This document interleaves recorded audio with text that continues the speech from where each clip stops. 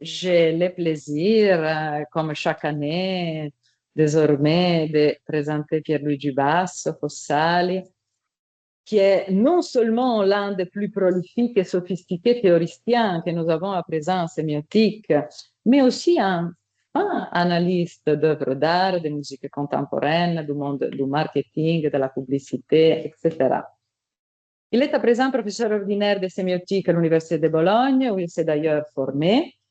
Il a été pendant longtemps, et il est encore, professeur de sciences du langage à l'Université Lyon 2, et il a été pendant 5 ans, 6 ans, directeur de l'important laboratoire CNRS ICAR à l'École normale supérieure de Lyon. Il a été président de l'Association française de sémiotique de 2017 à 2022 et a été le co-animateur de ce séminaire pendant 6 ans.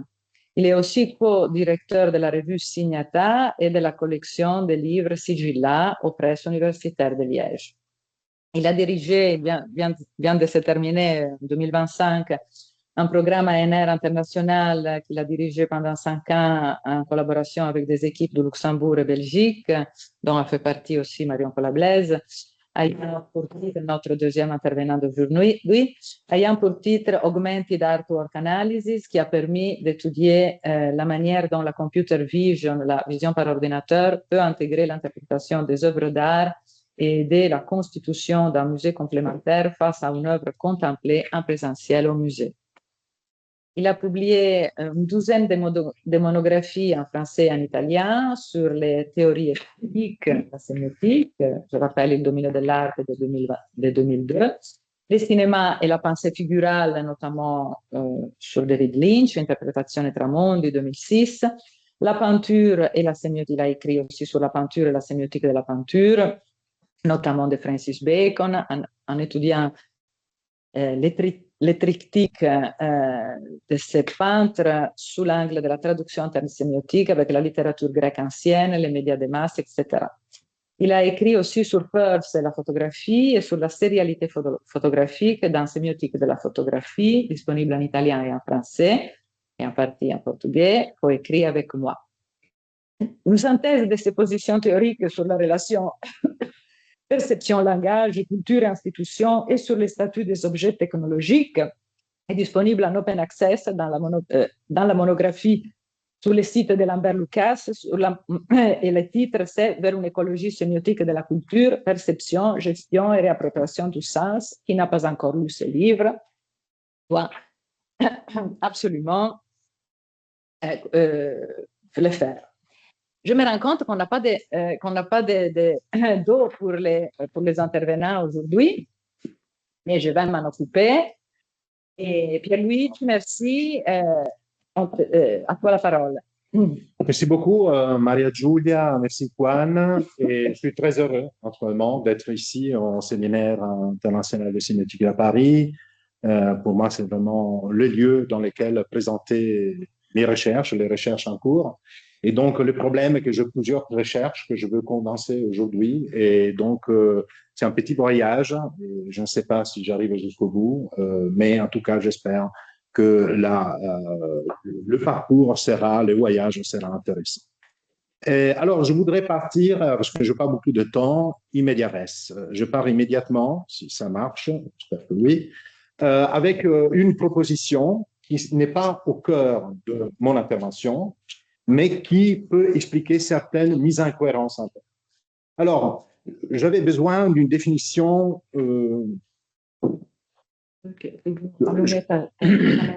Ah oui. Parce qu'ils me disent qu'ils veulent te voir. Ok, désolé. Alors, j'avais besoin d'une vision polémologique du stéréotype, qui n'était pas tout simplement la question d'avoir des définitions disons, sociolectale, un peu comme la vision de Park.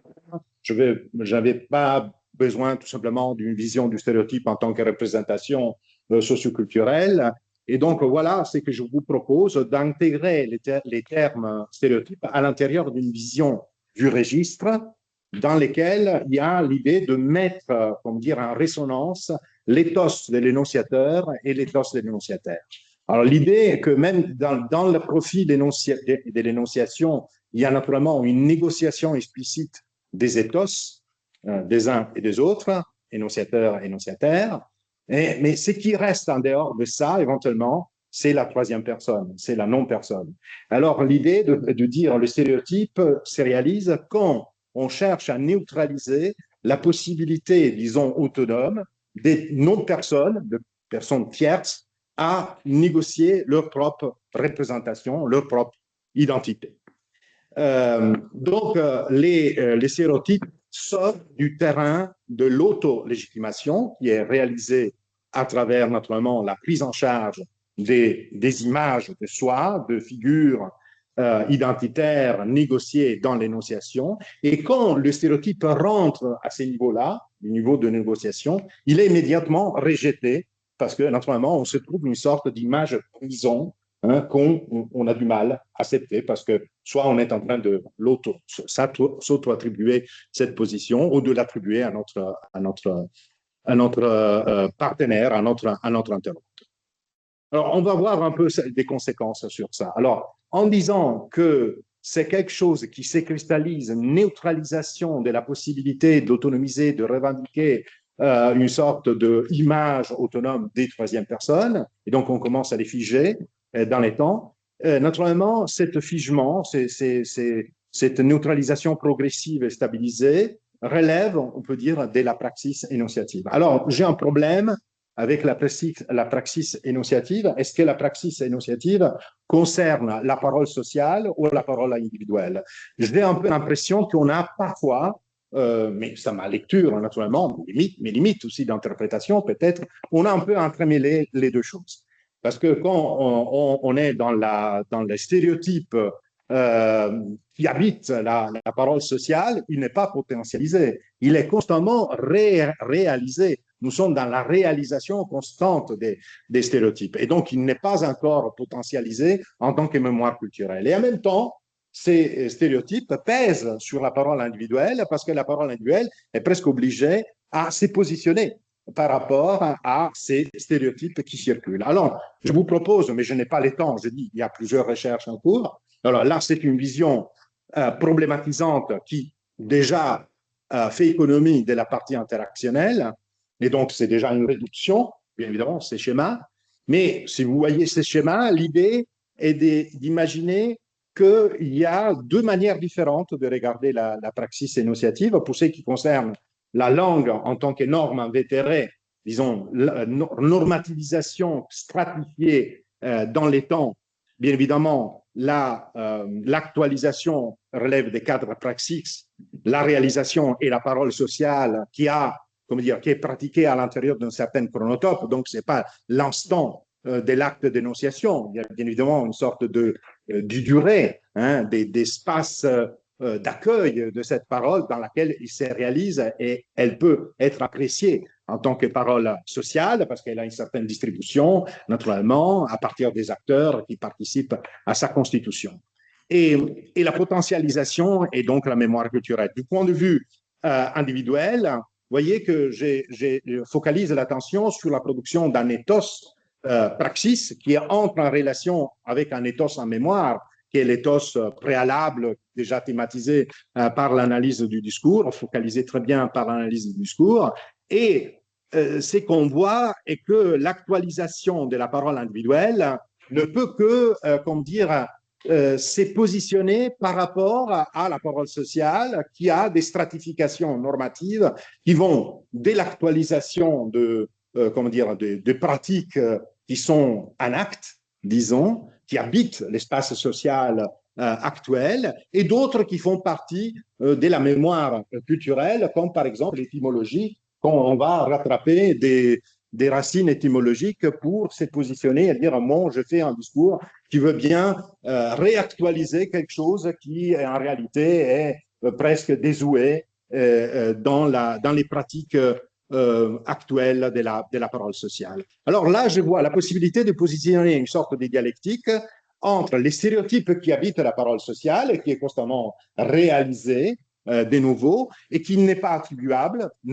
C'est pas quelqu'un qui peut revendiquer de produire le stéréotype, il est éparpillé dans l'espace social qu'il y ait une sorte de matrice qu'on peut reprendre dans des discours différents, et donc un discours politique, un discours sportif, etc., peut reprendre un stéréotype et le reconfigurer à l'intérieur justement de la parole individuelle. Et alors, la parole individuelle, le stéréotype, la chose que je vous propose un peu, est que du point de vue de la parole individuelle, les stéréotypes ne fonctionnent pas en tant que stéréotypes uniquement sur le plan sémantique, ça relève du fait qu'il y a le poids, naturellement, de la pratique sociale, mais relève d'un stéréotype positionnel. Comment je veux me positionner par rapport à un certain argument, une certaine thématique, comme par exemple aujourd'hui la guerre, je ne sais pas, la démocratie, qui fait partie d'une thématique que je suis en train de traiter à travers un séminaire à Bologne.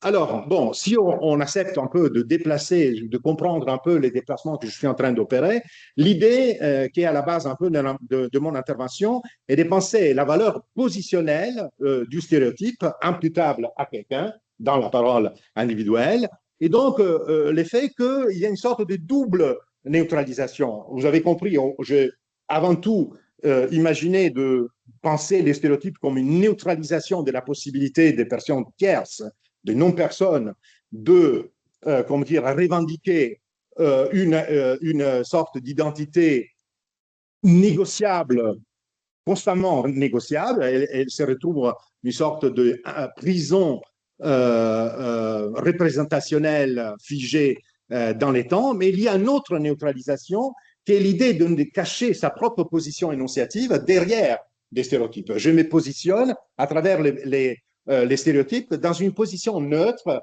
parce qu'elle est reconnue dans l'espace social, mais elle n'arrive pas à m'individualiser parce que finalement, elle est, comment dire, plutôt, elle circule de manière anonyme et il ne va pas créer une différenciation spécifique de ma position énonciative par rapport aux autres. Voilà, je vais rapidement. Donc, l'idée, troisième idée, est que ces paradigmes, cette vision du stéréotype en tant que stéréotype positionnel, qui n'est plus focalisé sur les contenus, mais sur la position énonciative qu'on peut assumer dans une interaction, dans une relation sociale donnée, eh bien, ce type de stéréotype positionnel est la meilleure comment dire, solution pour essayer de trouver une comparaison possible avec les stéréotypes qui habitent l'espace latent, le fonctionnement de l'intelligence artificielle. Donc, l'idée de comparer la littérature artificielle avec la littérature culturelle habituelle à partir de cette idée d'avoir un stéréotype qui est un stéréotype positionnel. Donc, si pour expliciter la chose, vous voyez là, je vais rapidement, le stéréotype positionnel est une sorte de réponse formelle récurrente à l'impasse d'une énonciation individualisante. On ne veut pas, on ne sait pas comment s'individualiser, on profite du stéréotype et on se positionne là-bas, neutralisant sa propre position qui devrait être marquée, mais qui échappe à cette presque obligation morale de se distinguer, de se présenter comme une personne qui a, comme dire, un regard autonome.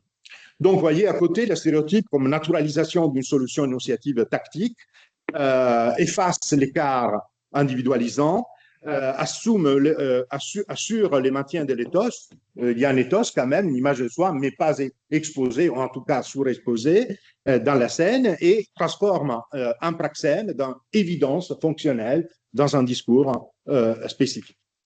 Alors, bien évidemment, il faudrait complexifier les choses parce que cette stéréotypisation, cette stéréotypie ne relève pas tout simplement ni des contenus ni des positions. Là, je traite de deux choses, mais il faudrait parler de stéréotypisation de l'acte de langage par rapport à l'assumption d'un certain registre, d'une posture, des formats qu'on va utiliser pour prendre une position, une parole individuelle, la stéréotypie de l'interaction même, parce qu'on a des formules, des matrices interactionnelles qui sont stéréotypiques naturellement.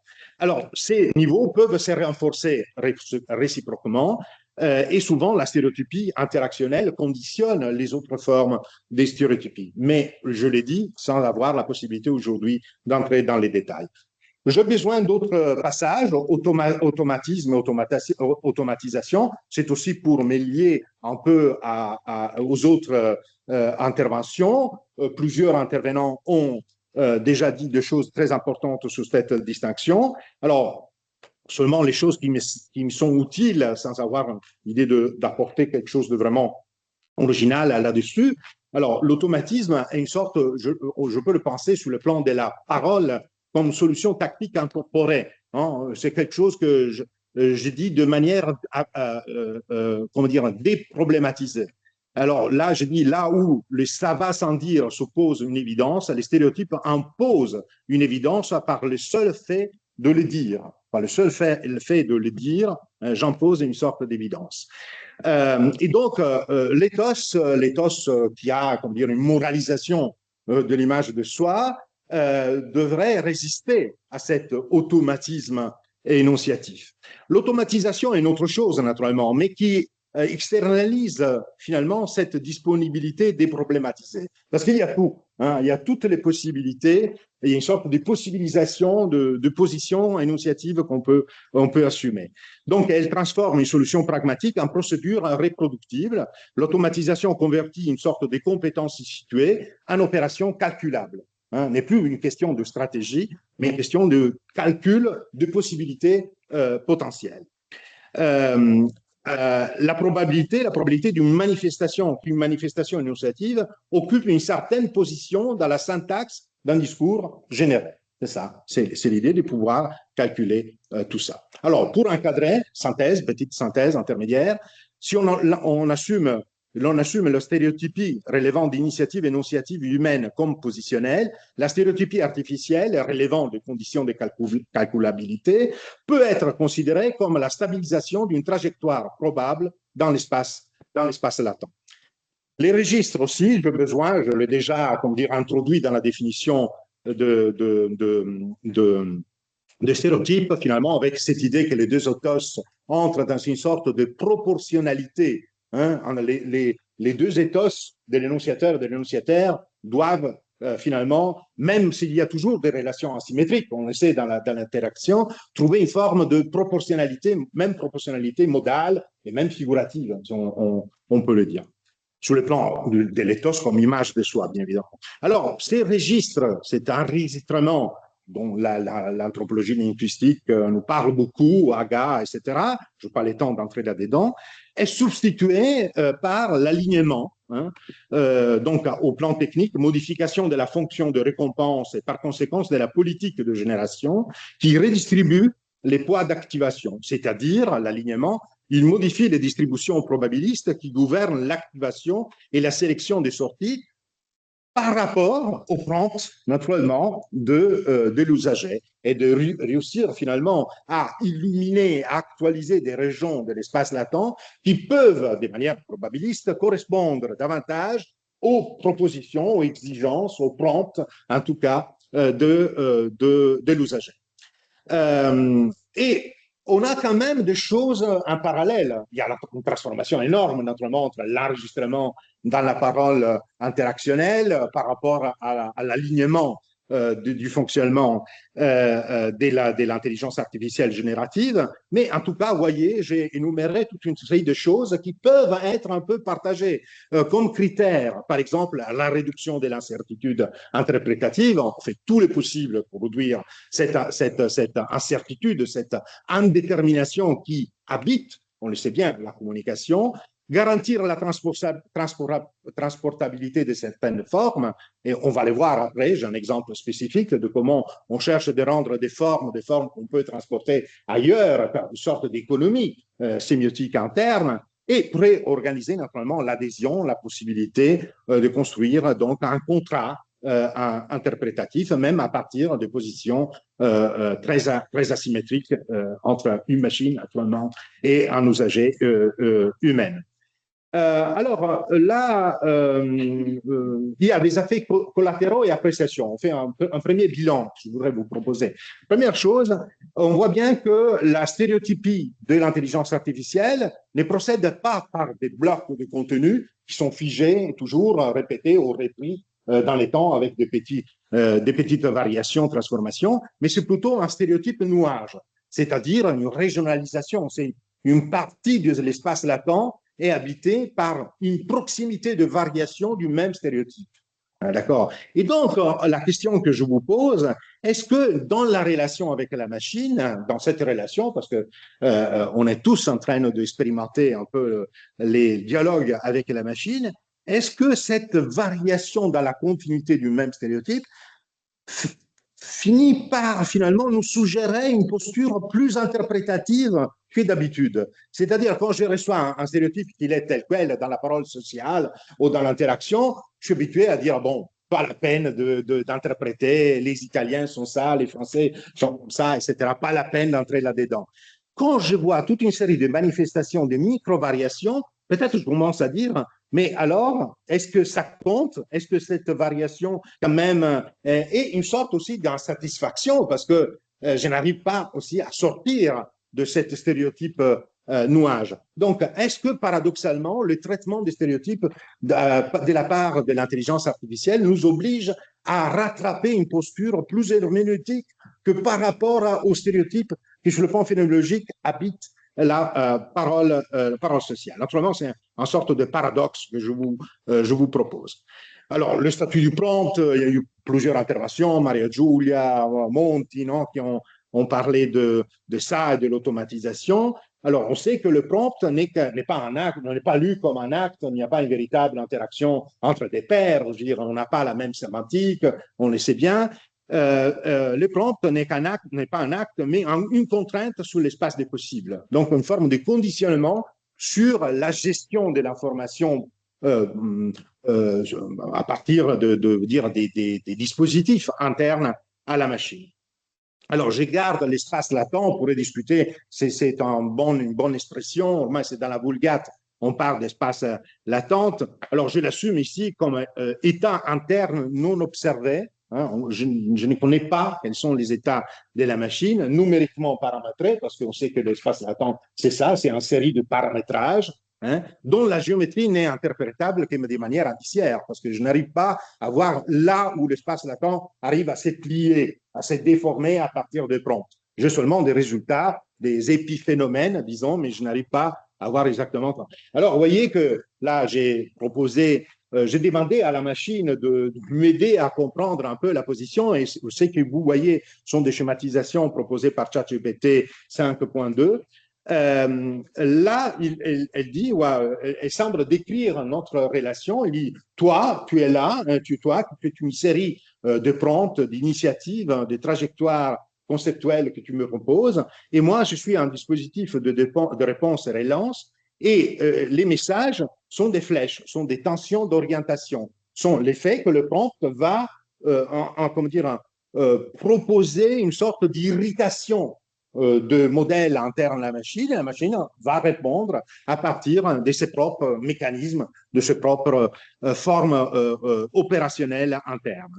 Et donc, les nous, même si on a l'apparence d'un nous, hein, c'est un nous volumétrique, c'est la réponse étonnante de la machine. Les nous est en volume, pas sujet, parce que c'est un volume, on devrait l'imaginer comme une sorte, je ne sais pas, de rectangle, si vous voyez, où les dimensions sont faites de choses totalement différentes. D'un côté, il y a l'usager, et de l'autre côté, il y a la machine. Il n'y a pas les mêmes instances, il n'y a pas les mêmes fonctionnements. Et donc, ce volume est un volume de transformation interne, hein, des traductions intermédiaires pour parvenir finalement à une coordination, à un effet de coordination, parce que naturellement, il n'y a pas une véritable interaction dans le sens traditionnel du terme. Je vais rapidement, je vous montre un premier exemple, hein, parce que je sais que dans une présentation, il ne faut pas être trop abstrait. Moi, j'aime bien l'abstraction, mais bon. Alors, je vous propose un premier test, un premier protocole. Je fais plusieurs protocoles. Je vais vous proposer quelques exemples. Le premier protocole que je vous propose est sur des formules comme vous n'avez pas les monopoles D. Vous n'avez pas le monopole de la sémiotique, vous n'avez pas le monopole de la politique, etc. Vous pouvez construire une quantité énorme de phrases à partir de la même première construction syntaxique. Et ça pour tester l'effet que l'automatisation ne produit pas la stéréotypie, elle la rendre expérimentalement visible. Elle arrive à faire émerger la stéréotypie. Elle n'est pas productrice en elle-même de stéréotypisation. Alors, j'ai pris les snowclones. Les snowclones sont des comment dire, des matrices discursives qui permet une assumption distributionnelle de, comment dire, finalisation d'une première partie de la phrase qui est une structure, disons, de la proposition qui est déjà faite à l'avance. Et ça me permet de, comment dire, tester là, quelles sont les réactions, naturellement, de l'intelligence artificielle par rapport à ce type de matrice. Alors, je vous montre, j'aimerais entrer là-dedans, montrer un peu quels sont les snowclones que j'ai traités un peu à travers un mémoire de Lyon 2, de Lesnov, que j'ai cité là. Il y a un long travail sur, ça n'a pas de l'application avec l'intelligence artificielle, mais sur l'étude des snowclones comme quelque chose. Et là, c'est moi que, en revanche, j'ai essayé de thématiser des distinctions par rapport à l'idiomaticité qui est un autre phénomène, et la stéréotypie. Donc, la seule chose pour dire, je ne suis pas en train d'assumer immédiatement les holoclones comme des exemples des stéréotypies parce que ce n'est pas exactement la même question. Et pourtant, alors, on voit des holoclones prototypiques. X est le nouveau Y. Ce n'est pas X, c'est Y. Toujours plus de X, jamais assez de Y. Et si X était en réalité Y, vous voyez, et vous pouvez produire à partir de ces schémas discursifs une quantité énorme de solutions. C'est une sorte de scène énonciative miniaturisée, hein, et qui peut, comment dire, nous permettre de comprendre comment la machine cherche à reproduire ces matrices, parce qu'elle ne peut pas les reproduire telles quelles, elle les reproduit à travers son propre espace latent, son propre fonctionnement. Alors, je vous montre certains tests. J'ai fait comment dire, une sélection, il y a des centaines que j'ai faites. Alors, si on demande, par exemple, complète la phrase suivante de la manière la plus probable, la plus naturelle possible, X est le nouveau, vous voyez que la réponse est X est le nouveau noir, parce qu'elle trouve cette proposition, X est le nouveau noir, qui est beaucoup diffusée en langue anglaise, mais qui apparemment affecte aussi la langue française, et dans ses données, sa base de données, c'est la phrase la plus prototypique, mais remarquez que X n'est pas lexicalisé. C'est-à-dire, la seule chose qui comment dire, elle est poussée à expliciter est noir. Hein. Et si vous voyez là, alors je demandais complète 10 fois la phrase suivante de manière à utiliser les fréquences les plus attestées dans la base de données sur laquelle tu as pu t'entraîner. Et vous voyez que cette fois, il y a l'exicalisation à gauche, l'orange, les nouveaux noirs, les gris, nouveaux noirs, etc. Vous voyez que noir et luxe sont en tête dans la comment dire, quantité fréquentielle d'attestation dans la base de données. Produire des 10 slogans publicitaires en utilisant la matrice X et le nouveau Y. Alors, le goût vrai, le nouveau luxe, la simplicité, le nouveau prestige, elle s'adapte parfaitement à avoir un esprit presque créatif, hein, créateur, hein, pour produire ça. Mais attention, je commence à demander, détourne ironiquement pour 10 fois la matrice X et le nouveau Y.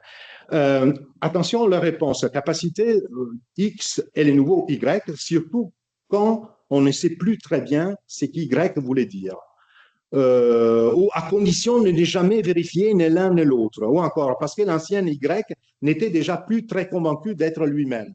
Quand même, c'est pas rien. C'est-à-dire, on est en train de mettre en abîme le schéma et de parvenir à opérer une véritable ironie sur la. Vous voyez aussi les rapports avec les stéréotypes. J'ai dit d'intégrer des stéréotypes, par exemple de la culture européenne, le vert, le nouveau noir, les locales, le nouveau luxe, très stéréotypé, effectivement, presque neutre. Hein. Mais si je dis d'enlever, d'échapper aux stéréotypes, on obtient les décalages, les nouveaux points de départ. Pas mal. L'hésitation et les nouveaux repères. L'hésitation, le nouveau repère. Les détails, le nouveau paysage. Donc, il y a un certain esprit, une certaine finesse, c'est astucieux quand même comme réponse. Et vous voyez qu'aussi, il y a une adaptation aussi à la topique, au discours politique, au discours scientifique. Et donc, il y a une bonne adaptation. Je demande domaine sportif, X est le nouveau. La data est le nouveau. J'ai soumis exactement la réponse. Donc, la data est le nouveau coach. Pas mal, quand même. Hein? complète la phrase suivante avec un style littéraire: l'ombre et les nouveaux visages, les silences et les nouveaux langages, la nuit et les nouveaux refuges. Ouais, donc, vous voyez, et si je demande de transposer, utiliser d'autres solutions à partir des exemples littéraires déjà formulés, elle bascule sans aucun problème à d'autres snowclones. Et dire, je peux prendre X devient l'Y de notre temps et je décline l'ombre devient le visage de notre temps. Elle s'adapte, elle me dit, elle me montre, si cela vous intéresse, je peux aussi montrer 3 ou 4 matrices concurrentes possibles. Elle arrive donc à tester aussi l'efficacité entre des formulations, des variantes de snowclones pour obtenir des effets rhétoriques différents. Et naturellement, j'ai continué à tester la capacité méta. Donc, utiliser la matrice, mais fait en sorte que la structure analogique elle-même soit remise en cause. Remise en cause, la structure même logique de la phrase sur le plan de la prédication, X est le nouveau Y, sauf que Y n'avait jamais cessé d'être X. X est le nouveau X, Y, si l'on accepte que le nouveau ne soit qu'un changement d'étiquette. C'est plutôt impressionnant, la capacité de mettre un... Alors, les résultats est que d'un côté, on trouve une forte, comment dire, rapport avec les attracteurs présents dans l'espace latent, et donc on voit une forte convergence avec les attestations les plus fréquentes. Donc on voit que les noirs, si tu demandes des stéréotypes, émergent de manière très forte et constante, mais on trouve aussi quelque chose qui est plutôt étonnante, c'est-à-dire qu'il y a une sorte de métadiscursivité, je vais rapidement là-dessus, hein, qu'on arrive à mettre en abîme, on arrive à considérer une position énonciative spécifique par rapport aux snowclones. C'est-à-dire, on ne va pas s'adapter tout simplement à la formule, on va la mettre en perspective, comme s'il y aurait une sorte d'encadrement énonciatif qui englobe, qui enveloppe les snowclones. Bon, alors l'idée de dire, est-ce qu'il y a des véritables métadiscursivités, caractères métalinguistiques, est-ce qu'il y a une véritable, de manière plus sophistiquée, rentrée, donc dispositif récursif d'entrée de nouveau sur les résultats déjà obtenus? Si c'est ça, c'est très intéressant parce que même notre cerveau, selon certaines comment dire, spécialistes neurophysiologues, Leidelman, etc., estiment que notre capacité de conscience de deuxième ordre, naturellement, est cette idée de rentrer plusieurs fois sur des processus cognitifs déjà réalisés. Alors, est-ce qu'on veut éviter d'aller jusque-là et de dire, bon, on reste vraiment sur une interprétation la plus précautionnelle possible? Au moins, il faut dire qu'il y a des régions de l'espace latent qui commencent à être interconnectées. On peut imaginer qu'il va prendre une partie de l'espace latent où il y a des réponses rhétoriques et il exploite des réponses rhétoriques pour les adapter à ma demande de faire de l'ironie sur les snowclones. Alors, on pourrait dire qu'il y a des choses qui ont une certaine stabilité dans l'espace latent, mais qui commencent à être interconnectées. Donc, c'est déjà une bonté, une complexité qui est intéressante, même si on ne veut pas arriver jusqu'au point de dire qu'il y a une véritable récursivité à l'intérieur de la machine. L'effet qu'on peut passer d'un snowclone à l'autre, qu'il y a la proposition de le faire de la part de la machine même, n'est pas anecdotique. Elle suggère que le modèle ne traite pas seulement un snowclone isolé, mais qu'il dispose d'un espace de solution où plusieurs gabarits jouent des fonctions proches, voisines. Autrement dit, une forme de paradigme latent de solution positionnelle. Bien. Alors, j'avais tout un chapitre que j'ai dû éliminer pour que des questions de temps sur la décoïncidence programmatique entre rue et donc la ruse technopoétique. Comment on peut exploiter la machine, comment utiliser la machine pour la faire sortir des réponses qui sont stéréotypées ou pour obtenir une certaine créativité. Est-ce qu'on peut imaginer une générativité de deuxième ordre, hein? et donc capable de jouer sur des gabarits, sur des matrices qui sont déjà disponibles dans l'espace latent. Alors, bien évidemment, c'est l'idée de construire un écart, hein, avoir des stratégies pour construire des écarts sans rompre la reconnaissance, parce qu'on ne peut pas transformer l'espace latent, on ne peut pas prétendre l'espace latent, des choses qui vont au-delà de ces opérations internes. L'idée est de jouer sur la proportion modale entre programmabilité et survenance du peu probable, mais qui est intégré, encodé, si vous voulez, déjà dans l'espace latent. Alors, on sait bien que le mécanisme est un mécanisme d'auto-attention au multitête, parce que ça, c'est fondamental dans l'organisation de l'intelligence artificielle, c'est-à-dire qu'on est en train de traiter les mêmes données à partir de plusieurs têtes. On doit imaginer cette tête, pas comme un véritable actant, mais en tout cas comme une procédure qui arrive à traiter les mêmes données à partir de perspectives différentes. Par exemple, par rapport au langage, ça peut être la consistance syntaxique, le contrôle sur la pertinence sémantique, etc. On rentre, vous voyez, on rentre sur les mêmes données à partir de plusieurs focalisations intentionnelles, si vous permettez un peu la métaphore, mais par ailleurs, c'est les termes techniques qu'on utilise, multi-heads attention. Et donc, il y a une sorte de polyphonie vectorielle, je le dis entre guillemets, comme on parle de polyphonie énonciative, naturellement, une polyphonie vectorielle du contexte. À travers la décomposition vectorielle de la contextualisation, ces mécanismes sont-ils à la base de cette possibilité de pondérer des dépendances entre des régions différentes de l'espace latent et donc de les interconnecter les unes avec les autres, parce que ça pourrait déjà expliquer pourquoi on arrive à perturber les formules plus stables et à jouer contre les formules les plus instables où les paradoxes, la réflexivité, les décentrements réémergent. Et naturellement, dans l'équilibre entre le volume, le nous en tant que volume qui est composé de deux côtés des instances totalement différentes, très asymétriques, hein, et pourtant, on sait qu'on peut intervenir, on n'a pas un contrôle encore sur la température directement, mais alors la température basse, naturellement, on a des réponses qui sont plus proches de la stabilité probabiliste. Quand on a des températures chaudes, on va vers la périphérie, disons, des régions déjà cartographiées par l'espace latent. Mais on n'a pas la possibilité encore, au moins comme ChatGPT, etc., d'opérer, de choisir la température haute, basse, etc. Haute, chaude ou froide. Mais on a la possibilité de la conditionner, parce qu'il y a une sorte d'auto-adaptation du dispositif, et donc reformulation itérative de prompt. Je pense que tout le monde ici a essayé d'explorer, de faire cette tentative. Les contraintes explicites de structure entendues, même les formes de perversion catégorielle ou syntaxique ou logique que tu opères pour voir un peu la réaction de la machine. La sélection et l'édition de sortie, je prends certaines sélections et je les réinjecte dans la conversation de la machine, et donc j'oblige la machine à retenir certains résultats, et ensuite la possibilité même de interconnecter les dialogues avec la machine avec d'autres ressources externes, et donc de continuer à jouer, à réinjecter des résultats que j'ai.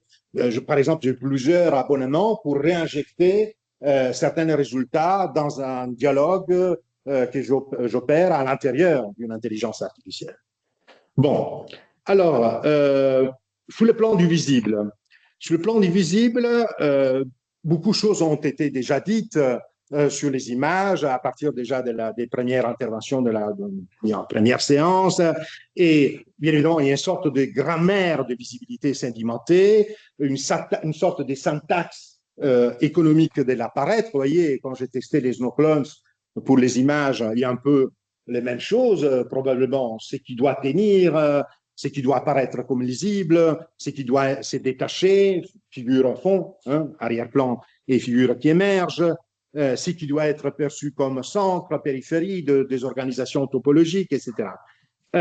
Donc, la générativité ne reproduit pas une forme, encore une fois, ce n'est pas une forme à reproduire, elle n'arrive pas à la reproduire telle qu'elle, comme la matrice d'un snowclone, elle n'arrive pas à la reproduire en telle qu'elle, elle joue avec la matrice et elle arrive à la finaliser, et la reproduit sous le plan probabiliste à travers ses propres fonctionnements internes. Donc, la générativité reproduit des conditions internes de formativité des images. Alors, pas la peine, hein, dites-moi, mais pas la peine que je répète un peu les choses déjà dites par Maria Giulia et d'autres, le fait que les images commencent à partir d'un bruit initial qui vient ensuite du bruit, des bruitages, etc. Je pense que je peux éviter de rentrer tout ça. Il faudrait thématiser, expliciter davantage, parce que parfois j'ai entendu des, on dire, présentations un peu trop simplistes de ça, parce que les forces qui gouvernent cette convergence vers une solution que la machine nous offre, cette convergence est une convergence qui est soumise à toute une série de conditionnements, les conditionnements textuels, les embeddings, etc., les poids issus de l'entraînement, les paramètres de guidance qui cherchent à adapter les résultats au prompt de l'usager, les mécanismes d'autorégulation interne qui opèrent dans les poids, la distribution de l'énergie probabiliste. Il faudrait entrer un peu dans des questions plus techniques, mais vous voyez qu'il y a toute une série de forces qui gouvernent finalement le résultat, cette convergence vers un résultat. Donc, les débruitages, on ne peut pas dire seulement qu'il y a un débruitage, il y a toute une série d'opérations assez sophistiquées qu'il faudrait expliquer, parce que c'est comme s'il y avait une sorte d'erreur absolue ou de quantité d'erreurs maximales, et ensuite on commence à les décomptabiliser, à les enlever de manière progressive. C'est ça qui concerne justement l'énergie probabiliste. Alors, la chose intéressante est que l'aléatoire, naturellement, est autorisé, est presque prescrit dans la gestion de l'espace, dans l'espace latent. Ce qui n'est pas possible est l'accident. C'est vraiment la fracture, l'impossibilité de répondre, par exemple, ou l'effet que l'image ne sorte pas dans son intégralité, par exemple. Donc, on doit préserver, comment dire, des paramètres qui sont les paramètres à l'intérieur de la machine. Donc, la machine peut se restructurer à l'intérieur de l'interaction avec l'usager, mais elle ne peut pas nous donner des résultats qui semblent être une fracture par rapport à ces réglages internes. Donc, elle ne peut que continuer à s'adapter, et parfois, elle s'adapte, je vais le voir, je vais le montrer avec vous, à travers toute une série d'autres protocoles. Alors, je vous montre le protocole le plus simple. Vous voyez les questions que je posais. Je te demande une seule image d'une architecture à finalité religieuse. C'est la première à gauche. Bon, c'est une église traditionnelle, etc. Image d'une seule architecture à finalité religieuse, composition instable, déséquilibre topologique, refus de centralité. Elle résiste. C'est le même, nous sommes dans la même région, elle utilise plus ou moins le même stéréotype nuage, et il y a seulement une sorte de résultat, partiellement une variation, disons. Mais quand je demande une image, une architecture à finalité religieuse sans hiérarchie de saillance, elle me donne cette image-là, et même si je vais continuer, une architecture à finalité religieuse sans figure centrale, une séparation figure-fond, elle fait une modification très sophistiquée, mais toujours on voit que l'attracteur est le même de l'image 3. Donc, on est en train de toucher, de solliciter des régions différentes, et on passe de manière un peu catastrophique, je dirais, entre un attracteur et l'autre. Et j'obtiens des résultats qui commencent à se départager entre une proposition généalogique, on pourrait dire à partir de l'église traditionnelle, et l'autre qui rassemble un peu en sorte de, je ne sais pas, temple oriental consacré à la méditation contemporaine, je ne sais pas, des choses comme ça. Je vous laisse interpréter. Je vais vite, parce que j'aurais pas mal de choses à vous dire. Protocole 2, vous voyez, alors là, la question de la rupture, vous voyez que je cherche à tout prix de casser cette figure d'une cathédrale à la française. Vous voyez bien évidemment qu'on est là. Et même si j'ai avec l'envie de la déconstruire, et je n'arrive pas à la déconstruire totalement, ou la seule chose que je trouve le point de déstabilisation est quand je pense à l'intérieur. Soit l'extérieur, soit l'intérieur, mais la question, par exemple, la stéréotypie vectorielle vers le haut, donc la spiritualité vers le haut, je n'arrive pas à la casser. Je n'arrive pas elle persiste, elle est toujours là. Comme la lumière, par exemple, le fait de la religiosité, la lumière, une concentration de la lumière, donc non, l'esprit qui peut accéder à la transcendance, donc la lumière devient une sorte de passage figural le plus, on va dire, conventionnel pour montrer ça, etc., etc.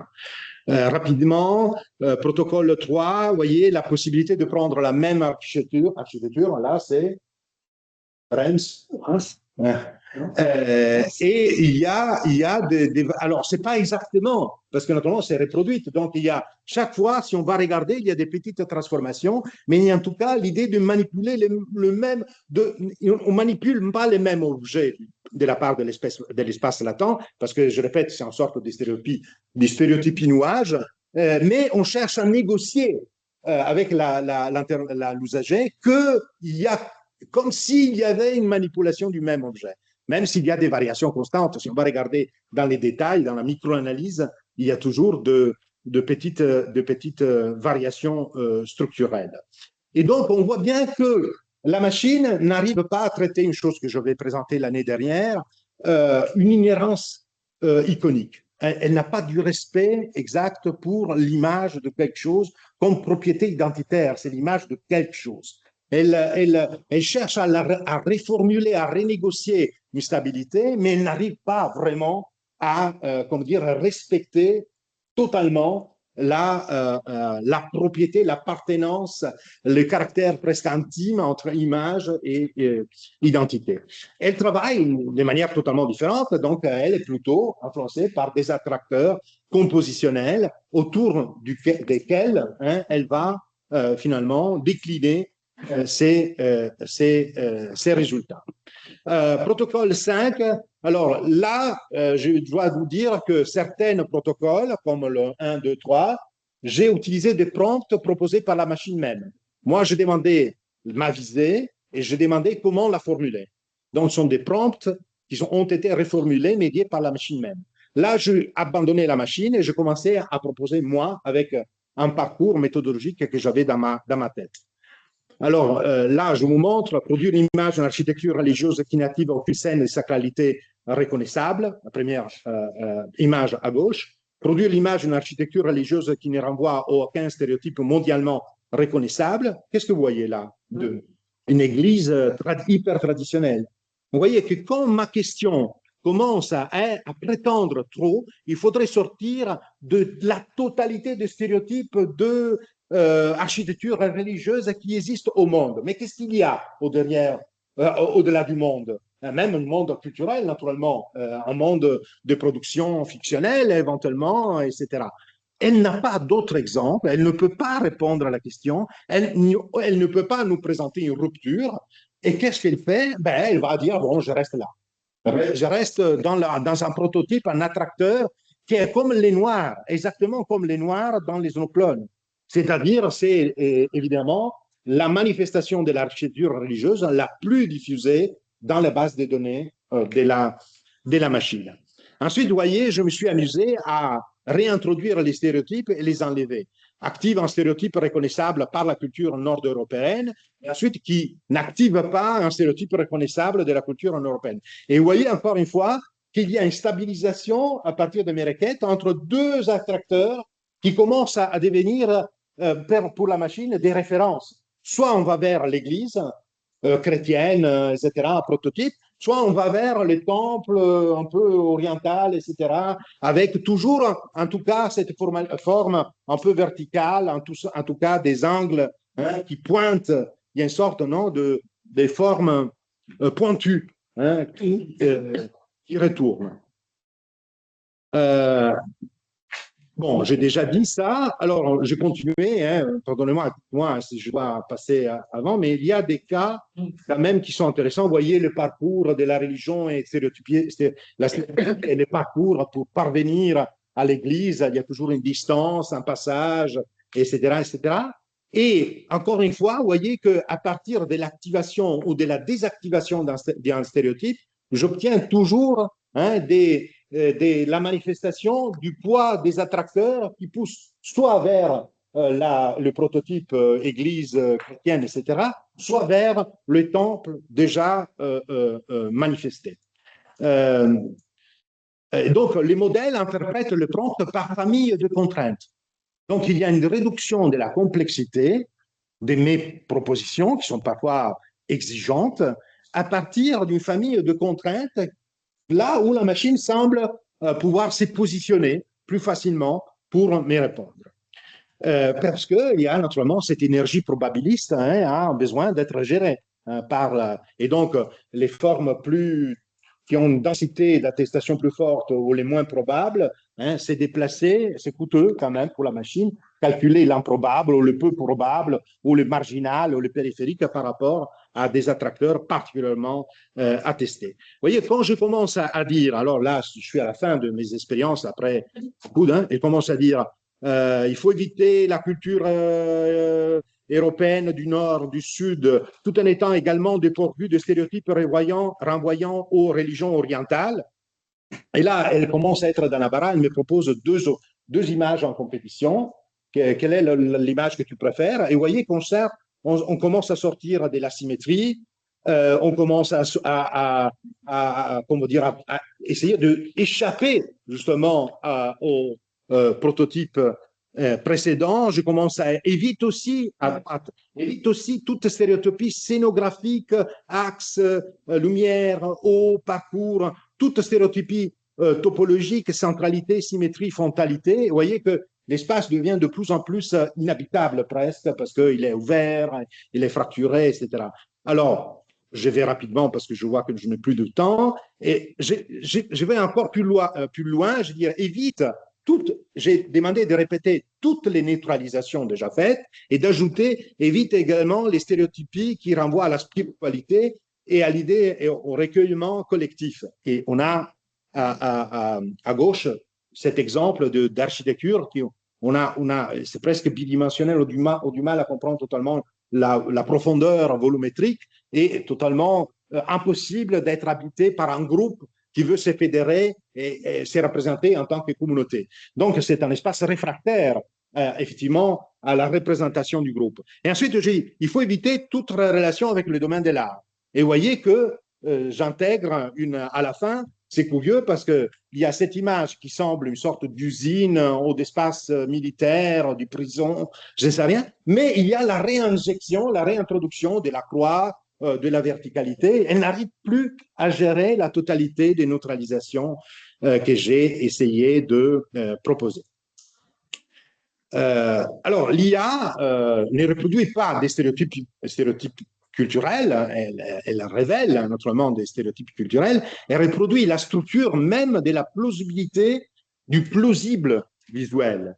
Et ces plausibles visuels, pour moi, une sorte d'actualisation pré-épistémique, c'est-à-dire actualisée avant une assumption épistémique, avant une considération même de ça comme une solution énonciative spécifique. Il y a un déploiement du possible en tant que tel. Alors, naturellement, j'ai continué, j'ai beaucoup d'autres recherches, comparaison entre DALL-E, par exemple, et Gemini.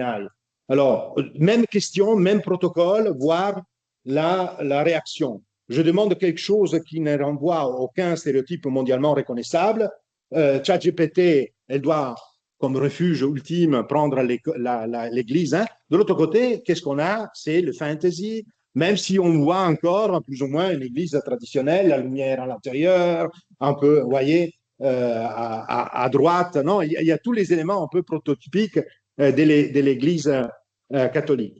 Vous voyez que quand même, il y a des parallélismes intéressants. On commence à dire il faut éviter centralité, symétrie, frontalité. Les exemples sous le plan, disons, de l'organisation architecturale ne sont pas totalement éloignés l'un de l'autre. Et quand je demande la neutralisation de l'agrégation, de l'esprit collectif, etc., voilà, il y a toujours cette idée de rendre plus complexe l'espace est moins habitable. La chose la plus intéressante est quand je demande d'enlever l'artisticité. Et vous voyez que là, vraiment, là, dans les cas du Gemini, on a l'opposition avec le travail, vraiment, là, un travail en cours pour dire on est vraiment en opposition nette avec l'art, la contemplation, etc. On est dans les pratiques, et même vous voyez que la verticalité reste comme organisation topologique, mais réformulée sur le plan figuratif pour dire, pour la nier en tant que verticalité qui pourrait renvoyer. Donc, il y a une sorte de neutralisation interne. La figurativité commence à construire des solutions qui nient à l'intérieur la présence d'un stéréotype. Bon, alors, si on commence à comparer, on voit bien qu'il y a des différences et donc qu'on peut caractériser de manière contrastive la manière de révéler et de gérer ces stéréotypes, de les gérer comme Alors, qu'est-ce que je veux dire? Parce que je n'ai plus le temps. L'idée est de parler, de thématiser une sorte de stéréotypie. Peut-être vous l'avez déjà compris.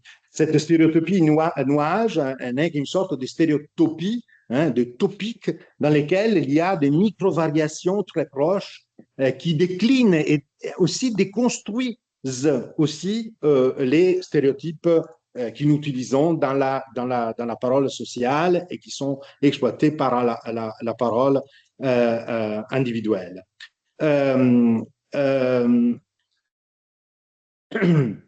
Alors, naturellement, la stéréotypie pour l'intelligence artificielle n'est plus dans l'image, dans les images, mais dans les régimes de convergence qui les produit. C'est une stéréotypie d'optimisation, de trouver la meilleure solution possible par rapport à l'alignement, à la tentative de répondre au prompt, de s'ajuster au prompt. Et donc, ce qu'on voit à travers la machine n'est pas les déjà vus, mais c'est les déjà possibles. C'est déjà possible. On voit déjà, c'est un peu plus que le structuralisme, c'est-à-dire on voit déjà, comment dire, une sorte d'anticipation de variations à partir de formes qui sont plus ou moins déformées ou qui subissent des anamorphoses de points de vue spécifiques. Alors, les résistances des attracteurs à la variation stochastique constituent une démonstration empirique de la stéréotypie. Ce n'est pas les contenus appris qui se répètent, mais la direction vers laquelle le système est entraîné à converger. Autrement dit, la stéréotypie se manifeste comme une variance topologique sous perturbation aléatoire. Naturellement, de la composante aléatoire, il y a aussi la contingence des prompts de l'usager. Bien. Conclusion, sous des modalités différentes, vous avez vu positionnel pour ce qui concerne le verbal, topologique pour ce qui concerne le visuel, et catégoriel aussi. Les deux séries de protocoles démontrent une même propriété structurelle. Ce qui se stabilise n'est pas une forme, mais un champ de possibilités, une géométrie du plausible, cette idée d'actualisation pré-épistémique de forme. La stéréotypie constitue un régime d'optimisation de sélection où le modèle explore un voisinage latent plutôt qu'il ne reproduit une formule. Elle s'affranchit donc, cette stéréotypie, paradoxalement, de la stéréotypie traditionnelle et l'absence d'inhérence figurative ou énonciative interdit toute identité persistante. La continuité générée n'est jamais une appartenance revendicable par une instance, elle est une proximité statistique dans un bassin d'attraction compositionnelle.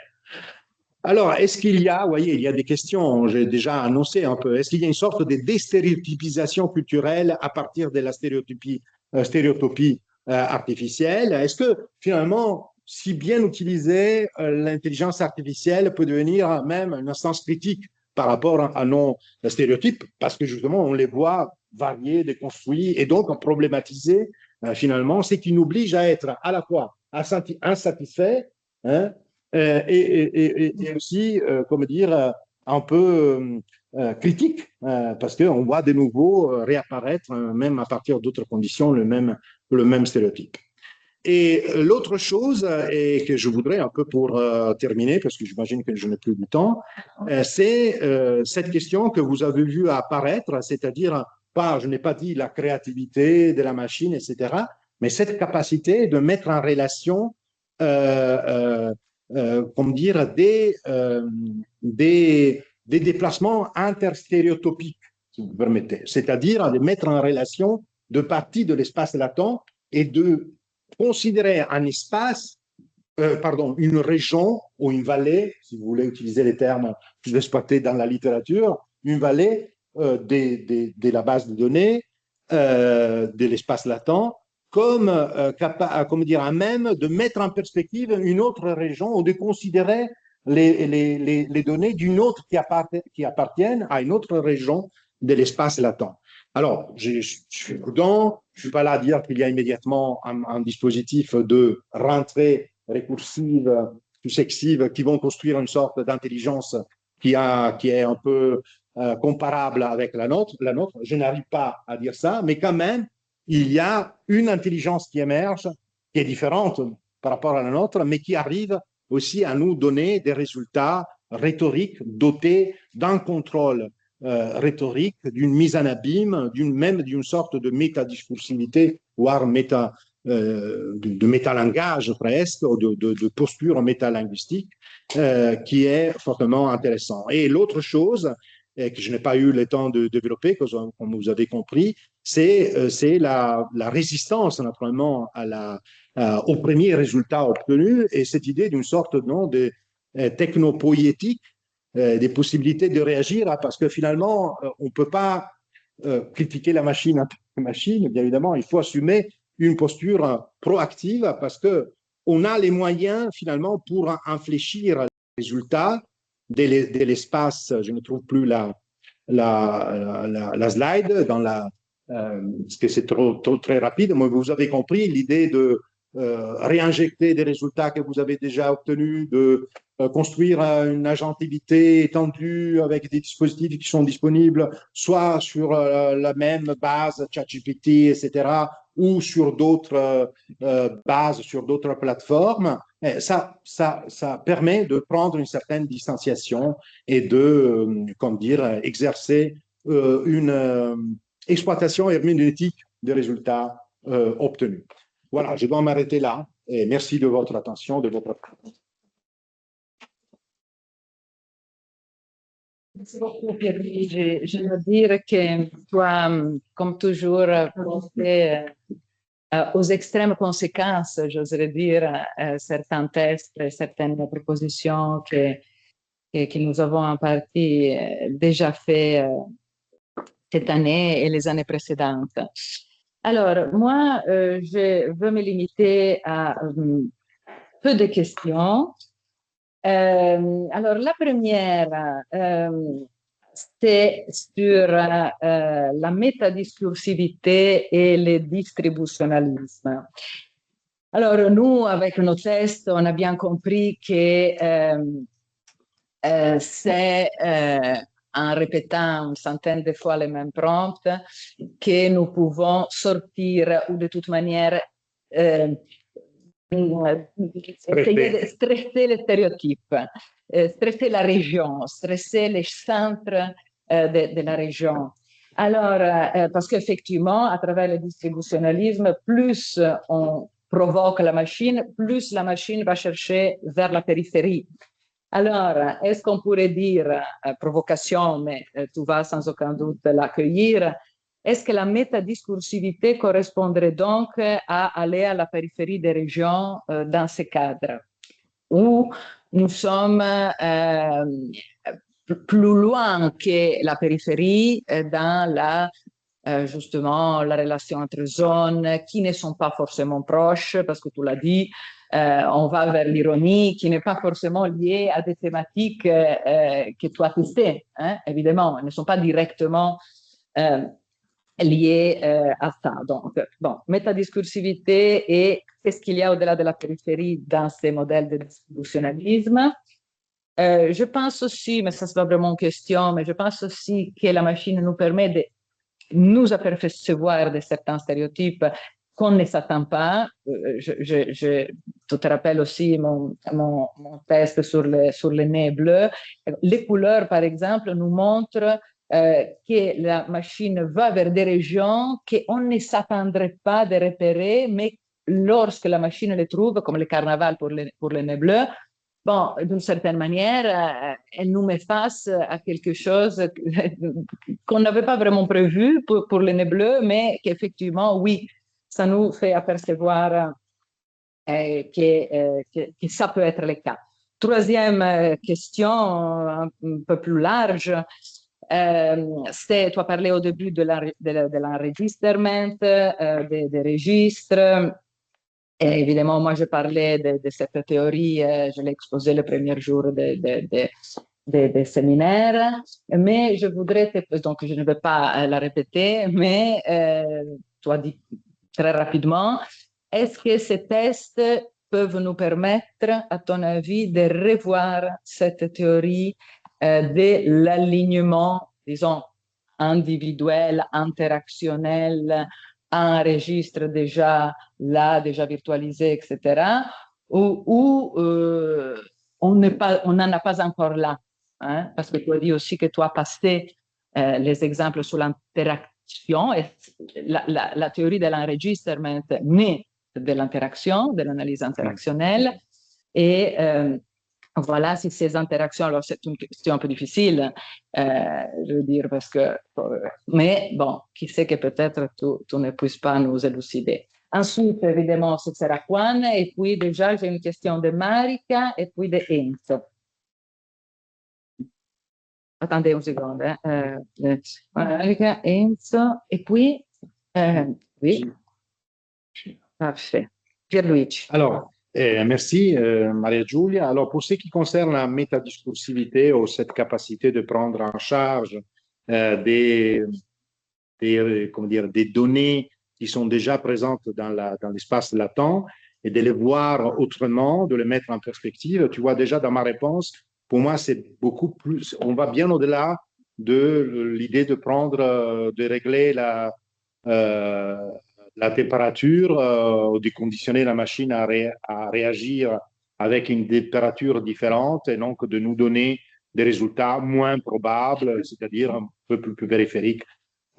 C'est pas ça, c'est l'idée de mettre en relation des régions qui commencent à être donc interconnectées et à construire, je dis pas encore une forme de hiérarchisation, mais quand même de mise en perspective l'une avec l'autre, c'est-à-dire une région qui exploite ses propres données pour, comment dire, essayer de se débrouiller avec des données qui ont été mises comment dire, en doute, je ne sais pas, dans une sorte de précarité, d'instabilité à partir d'empreintes qui, avec son impact aléatoire, contingent, oblige à faire quelque chose. Alors, tu as vu qu'il y a des comportements parfois de dire je n'arrive même pas à me déplacer, je reste ferme, arrêté sur l'exemple le plus canonique que j'ai à l'intérieur de mon espace, l'église chrétienne classique, etc.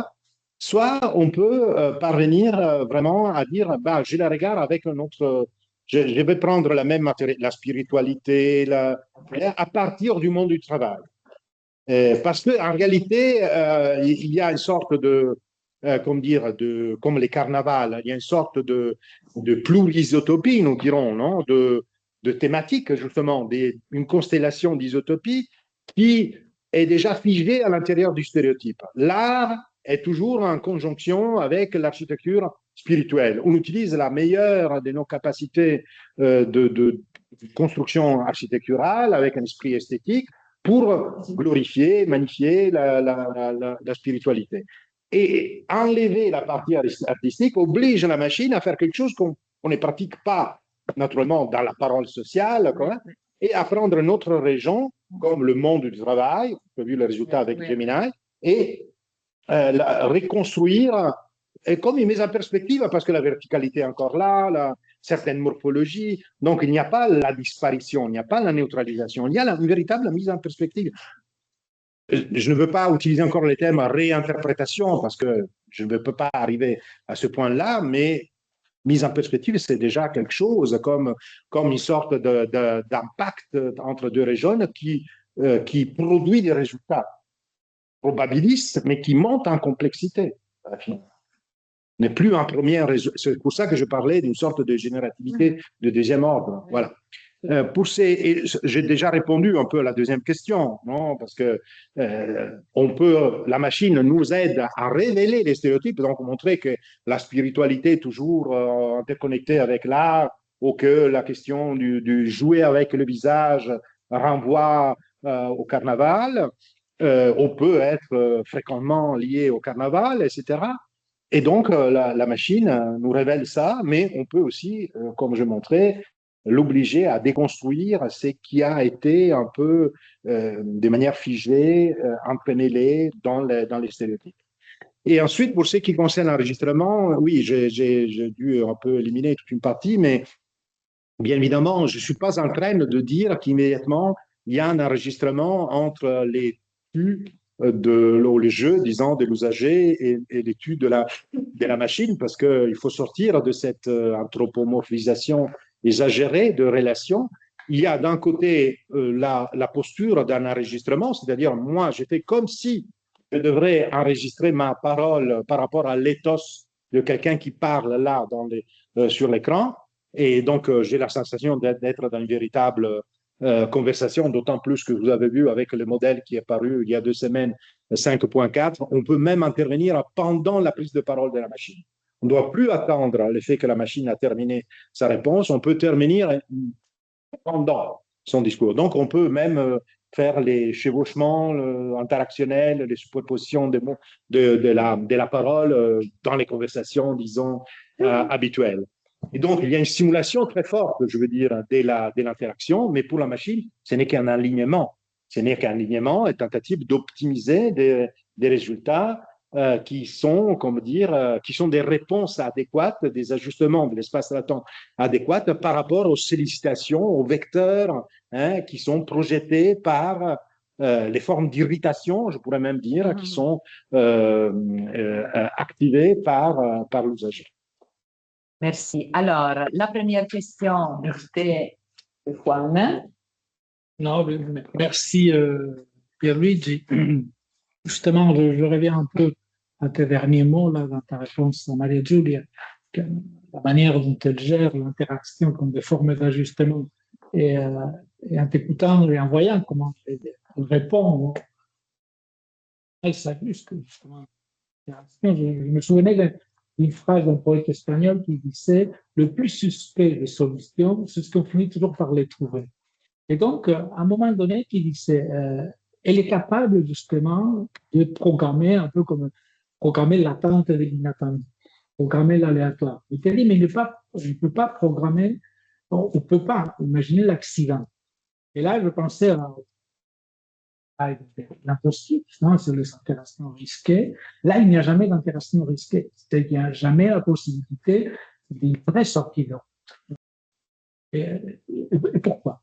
Pourquoi il n'y a pas vraiment la possibilité d'une sortie de route, même si on peut imaginer toutes les possibilités, le champ des possibles, imaginables, inimaginables, pourquoi il n'y a pas celui qui arrive dans cette interaction réelle, par exemple, quand on reste la bouche grande ouverte dans l'interaction ou quand en face, on cloue la bouche, le bec à quelqu'un. Voilà. Là, ça arrive. Oui, mais il faut distinguer. On ne peut pas dire que la machine ne peut pas pervenir un jour à te dire non. On n'est pas à être d'accord. Moi, par exemple, j'ai trouvé des occasions dans lesquelles j'ai insisté pour dire c'est correct comme ça, et la machine était non. Elle m'a dit non.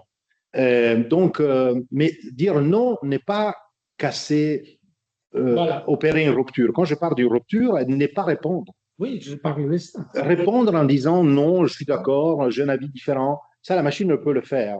Parce que la chose importante est produire une image, produire une réponse. Ça, la véritable rupture est l'absence de la continuité interactionnelle. Parce que la machine est programmée à faire ça. Et quand il y a une programmation qui n'a pas de choix. Elle n'a pas de choix pour faire autrement. Et ça, c'est la différence par rapport à des interactions pour lesquelles, heureusement, à certains moments, on dit on va se saluer, etc. Donc, on peut, comme dire, suspendre des relations. La machine ne peut pas suspendre la relation de manière unilatérale. Toujours des solutions. Ah oui, et comme la question des hallucinations, etc., parfois, je ne dis pas dans la totalité des cas, c'est la tentative de répondre malgré tout. On n'a pas de réponse comme l'église qui va apparaître, l'église traditionnelle, c'est pas une bonne réponse. Dans la vie normale, on se cache derrière, je n'ai pas de compétences, je ne sais pas qu'est-ce que je peux dire, pardon, je ne sais rien par rapport à tes questions. Et là, la machine va répondre de manière compulsive, je pourrais dire, sans vouloir psychologiser trop la machine. Elle doit le faire, ça fait partie de ses instructions internes, ses réglages internes. Bien évidemment, il n'y a pas cette souplesse interactionnelle qui est décrite par Skinner. Merci beaucoup pour cette communication. J'aurais une question, une curiosité, s'il vous plaît. Et je commence avec la curiosité. Et c'est par rapport aux exemples que vous avez montrés dans la publicité. Et par ailleurs, l'orange et le nouveau noir, c'est un double stéréotype parce que c'est aussi par rapport au titre de la série HBO. Mais si j'ai bien compris, il y a toujours une même construction d'un point de vue rhétorique, une sorte d'antonomase par substitution avec une structure oxymorique, voire paradoxale parfois. Et donc, la machine, elle est bien sûr entraînée par nous, mais elle est entraînée aussi par des bases de données accessibles, par exemple, sur le web, etc. Donc, ma curiosité est, pouvons-nous envisager un lien en termes de praxis énonciative avec la tendance actuelle, surtout dans la politique populiste, dans laquelle tout peut coexister avec tout. Cette sorte de flux sémantique, coexistence est un exemple. En politique, c'est celui de Macron qui dit toujours en même temps. Donc, s'il y a un lien entre ça. Et la question, c'est par rapport à la résistance aux attracteurs et aux contraintes et les stéréotypes d'optimisation.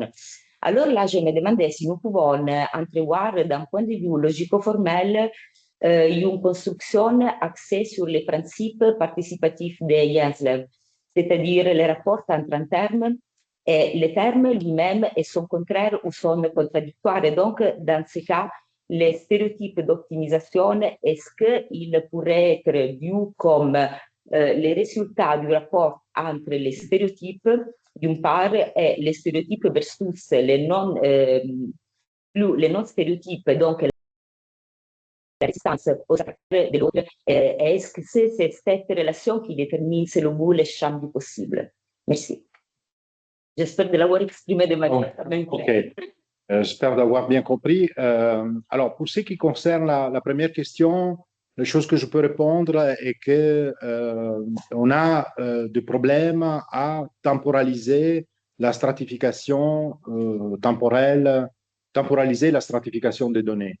C'est-à-dire comment la machine peut traiter des données qui ont des degrés d'actualité différentes. La production de, je sais pas, de la publicité des années 60 qui est dans la base de données par rapport à la publicité actuelle. Ce qui l'emporte est la quantité pour l'instant. Et donc, il est vrai qu'il y a tout un travail d'entraînement dans lequel on peut essayer de peser, de donner des poids majeurs à l'actualité par rapport à d'autres données. Mais surtout un travail, disons, entre guillemets, humain qui est fait dans les moments d'apprentissage de la machine, mais que c'est partiel. Donc, on sait que le grand travail est fait par la machine même. Et donc, il y a encore des problèmes à construire une sorte de profondeur, traiter les bases de données comme une profondeur aussi cumulative, stratifiée dans les temps. Et on est obligé à intervenir un peu, disons, de l'extérieur pour faire peser des choses plus que...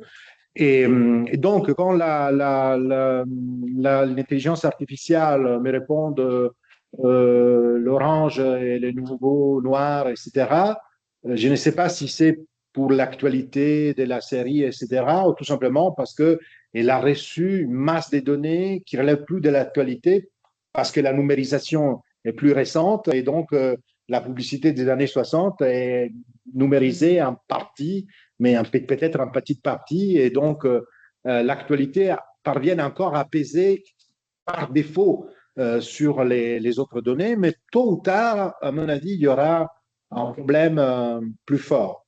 Ensuite, il y a aussi le problème des métadonnées.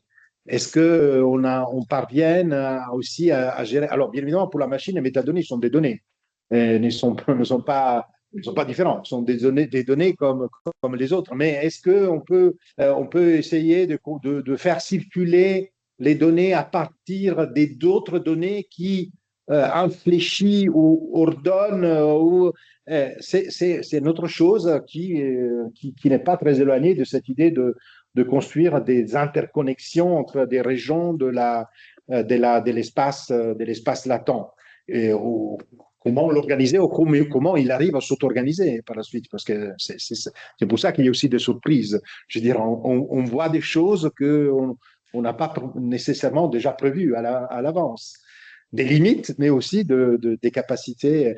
Pour l'autre question, les catégories de la participation yamslévienne, ben oui, c'est presque une sorte de démonstration. La stéréotypie dont je viens de parler, c'est une sorte comment dire, de démonstration, d'application des catégories participatives, parce que chaque variante appartient à un véritable pardonnez-moi, un lieu commun de l'espace latent, une topique où il y a des solutions proches qui appartiennent plus ou moins toutes, parce qu'il y a un attracteur fort, à une sorte de stéréotypie, parce qu'il y a cette prééminence d'un attracteur qui cherche à l'emporter sur les résultats qu'on pourrait obtenir à partir d'autres attracteurs.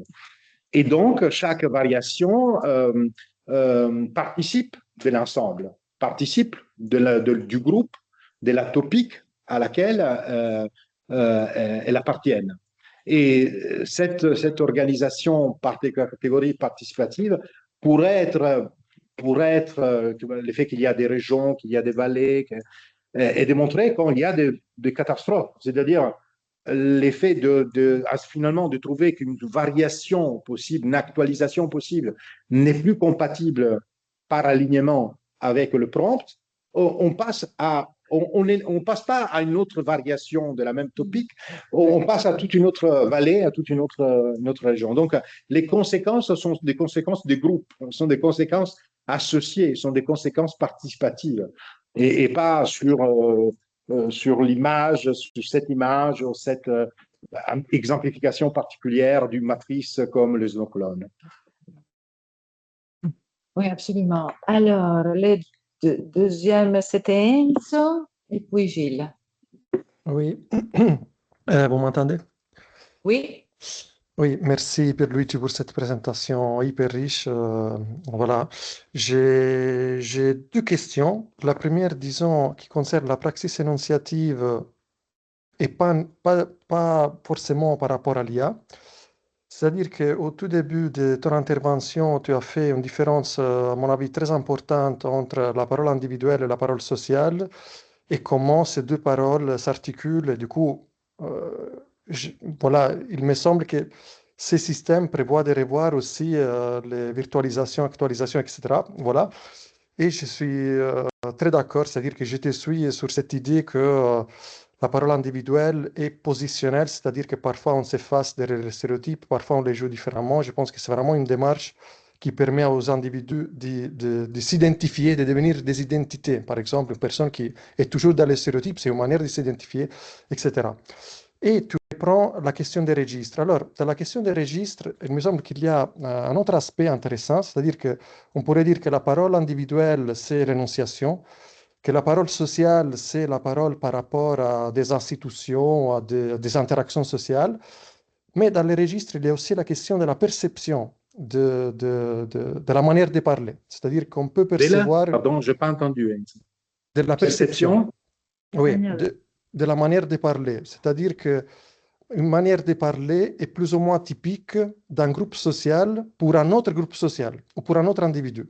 En bref, ma question générale est si on doit distinguer entre l'énonciation individuelle et l'énonciation sociale, quel est le rôle de la perception? Parce que la perception peut jouer dans la reconnaissance d'un registre comme pas innovant ou un registre qui tout d'un coup redevient nouveau, etc. Du coup, je me demande, parce que je sais que tu as travaillé beaucoup sur ces trois paliers, perception, énonciation et interaction sociale, et du coup, ça c'est ma première question.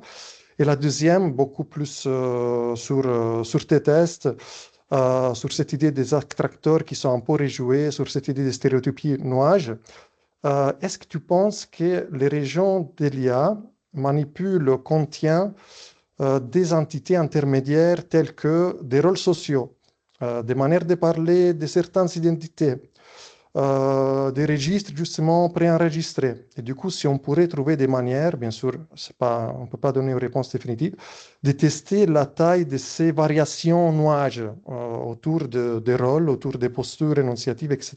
Parce qu'il me semble que dans tes exemples sur les no-clones, on est au niveau de la reformulation syntaxique qui demande bien sûr plein d'opérations, tandis que dans tes tests sur les images, on est déjà presque au niveau des motifs visuels. Et je dirais que les tests que Maria Giulia nous a montrés dans la première séance, c'était déjà plus proche des no-clones visuels, c'est-à-dire un visage sans nez. Et voilà, du coup, une question de détail de comment tester, qu'est-ce qu'il y a dans ces attracteurs de l'IA. Merci Enzo. Bon, sur la plaque 6 énonciative, je ne veux pas te répondre parce que je pense qu'on partage au moins un certain encadrement, je veux dire, de la problématique. Pour ce qui concerne le deuxième, sur la perception, j'ai du mal un peu à te répondre immédiatement, je dois t'avouer, parce que je ne sais pas si quand tu parles de perception, tu as mentionné, si j'ai bien compris, la reconnaissance d'une manière de parler, d'un accent, des choses comme ça. Alors, bien évidemment, la perception est concernée parce qu'on a la prise du plan de l'expression, mais ça, comment dire, n'est pas, comment dire, totalement difficile. On doit les considérer, même pour l'appréciation alors d'une poésie, la prosodie, je ne vois pas une discontinuité. Dire, il y a toujours ces problèmes comme pour l'image, de comprendre l'organisation plastique. Et donc, c'est pour ça que aussi dans l'intelligence artificielle, on utilise le terme perception entre guillemets. Je sais bien, ce n'est pas une véritable perception, mais quand même, c'est l'idée dans l'alignement de permettre que quelque chose qui a été généré soit percevable par l'interlocuteur, par l'usager. Et donc, la question de la recevabilité, on peut dire recevabilité, de la formulation linguistique de l'image est déjà intégrée au mécanisme de l'intelligence artificielle, de tous les réglages internes pour produire l'alignement. Donc, à mon avis, cette question de la perception est une question générale qui concerne le plan de l'expression. Si on passe à l'appréciation comme la perception d'un accent, etc., bon, on voit que nous sommes déjà dans la sémantique et de la possibilité de reconnaître des traits et d'associer certains traits politique, etc., à, comment dire, une origine socioculturelle, à l'appartenance des classes, ou des choses comme ça. Et donc, ça fait partie de traits sématiques comme les autres. À mon avis, pour la machine, c'est la même chose, je veux dire. Et c'est la même chose quand tu parles, la troisième question, pour les registres. Est-ce qu'il y a des informations, des données intermédiaires? Pour moi, comme je dis, pour les métadonnées, elles sont toutes sont des données, je veux dire. Et les attracteurs peuvent être des attracteurs qui concernent plutôt je sais pas, la morphologie, d'autres qui concernent plus le registre, d'autres qui concernent plus la syntaxe, la sémantique, etc. Parce que c'est un dispositif multitête. Donc, il y a une pluralité de vectorialité, une pluralité de mise en perspective du même espace latent. Et donc, les formes qui sont finalement constituées peuvent concerner des aspects bien différents. Et ensuite, ce qu'on voit, c'était la complexité d'une composition qui arrive à gérer plusieurs choses en même temps. Et les résultats, on les voit parce qu'on gère, en lisant un texte produit par l'intelligence artificielle, on gère pas mal de choses, le plan d'énoncé, le plan d'énonciation, la manière de s'adresser, les tons, etc., etc. Donc, il y a toujours une certaine délicatesse, par exemple, une certaine gentillesse, etc. On arrive à gérer pas mal de variables. Donc, on doit imaginer qu'il y a une composition de plusieurs éléments qui arrivent à produire un résultat systémique, qui arrive à trouver un dosage entre plusieurs composantes qui ont été élaborées par la machine. Donc, je ne sais pas. Merci beaucoup. Oui, alors Gilles, rapidement, s'il vous plaît, la demande, la question et la réponse. Merci. Io visti. Franchement, donc, moi j'aime bien votre langage morphogénétique pour être à la fois dans la machine et extérieur à la machine. Première question, pour moi il y a deux morphogénèses. La morphogénèse qui avait dit au début entre stéréotype individuel et stéréotype social, qui relève de l'éthos, mais qui relève aussi, qui peut être accéléré par la machine.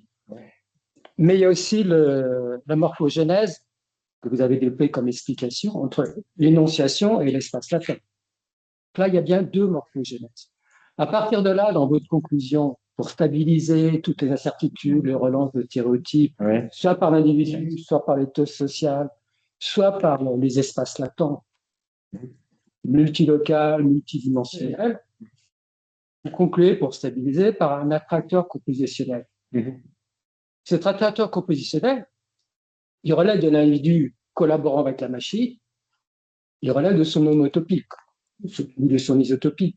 Mais vu que la machine relance sur de multiples lecteurs, multiples énonciateurs, multiples dimensionnalités, il y a un autre attracteur multidimensionnel.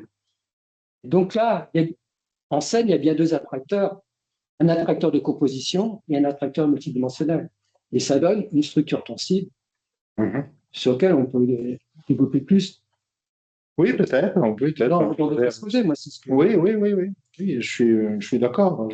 À ce moment-là, sans vouloir, il faut bien distinguer les niveaux, bien évidemment, parce que parler d'un attracteur sur le plan de la gestion morphogénétique de la parole individuelle et parler d'un attracteur dans l'espace latent, c'est la même chose. Je veux dire, l'attracteur, c'est vrai que c'est un principe d'organisation, on peut dire un principe de stabilisation, de forme. Et donc, oui, on pourrait dire qu'il n'y a que sur le plan, il y a une homologie entre les deux. Oui. À ce moment-là, on peut développer ce langue des rhétoriques, parce qu'il y a la rhétorique de composition, qui peut être plus ou moins élaborée, mais il y a une rhétorique multidimensionnelle. Et c'est là où la machine et les disciplines algorithmiques ont la main. Oui. Et le sujet qui est prisonnier de son isotopie, à la fois il est en distance, et à la fois il est en demande. Et à ce moment-là, les stéréotypes de la répétition, sociale, classique, basée sur un social, mais il y a un stéréotype de la multidimensionnalité. Bon, aujourd'hui. Oui. Et le problème est que dans les lectures que j'ai faites, cette multidimensionnalité est bien thématisée dans la littérature sur l'intelligence artificielle, mais je n'ai pas trouvé des explications vraiment qui vont jusqu'au bout pour montrer comment cette multidimensionnalité est gérée et comment arrive finalement à se stabiliser. D'où le fait que, encore, l'effet boîte noire va continuer un peu, même par rapport, je me rappelle qu'on a travaillé avec des informaticiens et on a posé plusieurs fois des questions de ce type, comment gérer une pluralité multidimensionnelle de critères, etc. La réponse était vague, voire on ne sait pas exactement ce qui arrive à la machine à faire. Avant que l'IA se développe, il y avait du discours chez les physiciens sur Green, sur la multidimensionnalité. Merci beaucoup. Flavia, rapidement, désolé. Oui, il faut laisser le temps à Maria. Donc, Oui, je serai bref. Merci, professeur Basso, pour cette présentation. Donc, si j'ai bien compris votre conceptualisation de l'espace latent, nous pouvons imaginer une saine polémique entre les stéréotypes internes aux données de la machine qui, vous avez dit, ne sont pas produits mais révélés par la machine, et le fine-tuning des développeurs qui est porteur d'autres stéréotypes. Et je pense particulièrement aux pratiques de jailbreaking, donc c'est-à-dire les contournements de l'éthos induit dans la machine. Et je me demande s'il pouvait être pertinent de considérer les stéréotypes extraits des données comme plus résistants des données, plus résistants que ceux qui sont écrasés par le fine-tuning. En d'autres termes, la machine n'oubliait pas, elle n'efface pas son virtuel et ses attracteurs appris dans le training. Et donc, je ne sais pas si cette considération c'est pas adapter à votre discours sur la scène polémique initiale que vous avez décrit au début. C'est ma... Oui, mais merci. Si, oui, j'ai bien compris, Flavia. Non, merci. Bien évidemment, je n'ai pas pu présenter la totalité des arguments que j'avais et tu as bien fait à intégrer cette question de stéréotypes qui arrive à être présent, bien présent même dans l'espace latent à partir du fine-tuning. Donc, on sait que les développeurs peuvent déjà établir quelles sont les données à utiliser. Tu as vu que la réponse X est le nouveau noir relève de la littérature américaine qui pèse même dans les résultats qu'on obtient en français. Et ça montre déjà les inégalités des données en langue française par rapport aux données en langue anglaise. Et bien évidemment, la machine, de manière naturellement totalement volontaire, elle révèle aussi les stéréotypes qui ont été, introjectés pendant les phases de fine-tuning et à partir d'une certaine biologie, bien évidemment, des développeurs. Et donc, il y a aussi ça. Et quand je dis que l'intelligence artificielle peut être aussi une plateforme critique, ça va dans la même direction. Je veux dire, et je sais qu'il y a pas mal de chercheurs, de chercheuses qui ont déjà commencé à faire ça, de montrer comment la machine fait émerger la présence de certains stéréotypes révèlent certains stéréotypes qui appartiennent à des origines, des origines culturelles bien précises. Je me limite à ça. Oui. Merci Flavia. Alumine, à toi la parole. Et puis on fait la pause. Bonjour, merci Pierluigi pour cette présentation toujours très intéressante. J'ai une question liée au test des images. La chose qui reste toujours très stable, c'est l'emplacement de ces temples. Quand tu demandes de changer les structures, de varier l'architecture, etc., les temples ou l'église restent toujours dans le même paysage, que c'est un paysage dans une montagne, etc. Et alors, reprendre des modèles d'images, disons comme ça, comme tu dis, orientales et même précolombinas. Non, on voit une montagne qui peut nous faire penser à l'emplacement d'un temple incaïco. Et donc, je me demande, alors, justement, étant d'accord avec ta proposition que l'intelligence artificielle et ces modèles peuvent nous aider à reconstruire, à redécomposer ou décomposer ou changer ou regarder autrement les stéréotypes, de nos pratiques particulièrement. Parce que le fait d'être emplacé dans une montagne, dans un endroit difficile d'accéder, ou moins on peut imaginer à partir de la composition, peut nous faire penser aux pratiques paganes ou pratiques anciennes, millénaires, par rapport à les pratiques ou les rituels spirituels. Donc, je me demande, un peu en allant dans la même direction que Flavia, si ces résultats sont liés aux bases de données, bien évidemment, oui, des modèles, et peut-être qu'il y en a beaucoup plus d'images liées à une sorte de spiritualité liée aux jeux vidéo, non? Cette fantasy dont tu parlais. Aussi, effectivement, on peut penser à une représentation liée au devenir des pratiques New Age, dont on peut penser aux retraites de yoga, etc. Et à une nouvelle manière, une manière contemporaine de penser à l'accès oui, au ciel, les lumières, etc. Donc, c'est ça qui m'intéresse. Comment la machine, en fait, produit des images qui peut nous faire penser nos pratiques contemporaines.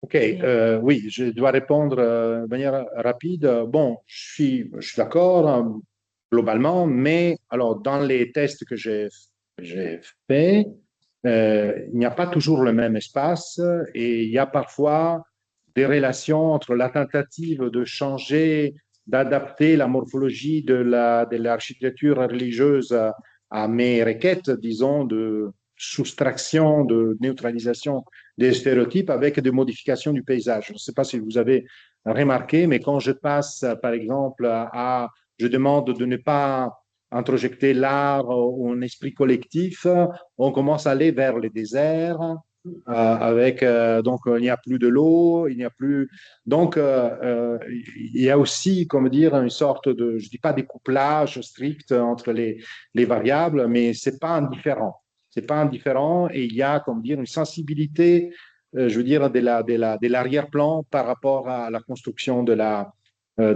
figure architecturale. Donc, c'est pas tout. Et ensuite, oui, c'est vrai qu'on peut trouver des stéréotypes. Alors, ça peut être le New Age, ça peut être. Mais la chose que j'invite à faire est d'explorer l'espace latent, de pas, dire, d'accepter les premiers résultats, dire, tiens, on voit que parce que c'est les premiers résultats à partir de quoi? Quel est votre environnement? Moi, j'ai plusieurs abonnements justement parce que je dois avoir des endroits dans lesquels je travaille de manière plutôt neutre. Autrement, elle va me répondre à partir de toutes les choses qu'elle a déjà lues, de toutes les conversations que j'ai déjà eues avec la machine, etc. Donc, à partir de, on est en train de solliciter la machine à partir d'empreintes, mais est-ce que c'est totalement déconnecté de la connexion? Je ne sais pas si on s'est connecté en Chine, en Europe. Est-ce que c'est totalement, ou est-ce que c'est une autre donnée traitable de la part de la machine? Est-ce qu'il y a des formes de réticence par rapport idéologique si on est dans un état ou un autre? Je pense que c'est pas totalement indifférent, même la région dans laquelle on est connecté pour poser des questions. Donc, attention. Et ensuite, l'idée, pour nous, sur le plan de la recherche, est d'explorer cet espace latent et de voir justement quels sont les passages entre des stéréotypies et donc des formes d'attraction qui sont plus fortes et éventuellement formuler des hypothèses sur la résistance, sur la force de certains stéréotypes à partir de cette exploration et pas un premier impact, parce qu'autrement on risque de faire une interprétation trop, avec un raccourci interprétatif trop poussé. Et donc, faux finalement dans ces inférences. Voilà, pardon pour la réponse courte, mais merci encore. Merci beaucoup.